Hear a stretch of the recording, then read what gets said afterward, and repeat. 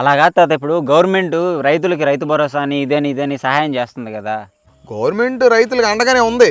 ఎప్పుడు అండగా ఉందంటే ఏదన్నా రైతు వ్యవసాయంలో నష్టం వచ్చి పురుగు మీద చచ్చిపోయినప్పుడు పరామర్శించడానికి వచ్చి 2 లక్షలు రాసిచ్చి మేము రైతుకి డబ్బులు ఇచ్చాం అని ఆదుకోవడానికి అండగా ఉంది ఆయన.